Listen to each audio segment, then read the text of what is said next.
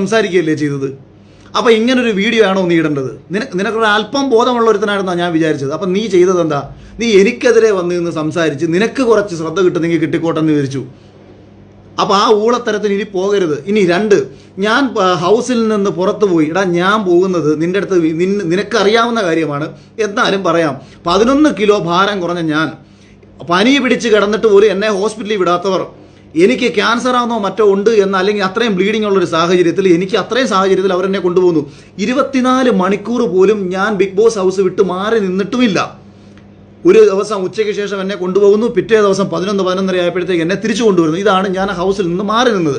ഞാൻ പുറത്തു പോയ സമയത്ത് എൻ്റെ കൂടെ വന്ന ആളെ പറഞ്ഞു വിട്ടെന്ന് നിനക്ക് തെളിയിക്കാൻ പറ്റുമോ? ആ ഒരു കാരണം പറഞ്ഞിട്ടാണെന്ന്.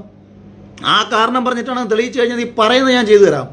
അങ്ങനെ ഒരു സംഭവമില്ല എന്ന് മാത്രവുമല്ല, കഴിഞ്ഞ സീസണിൽ ഒരാളെ ലൈംഗിക ആരോപണത്തിൻ്റെ പേരിൽ അവിടെ നിന്ന് പുറത്താക്കിയിട്ടുണ്ട്.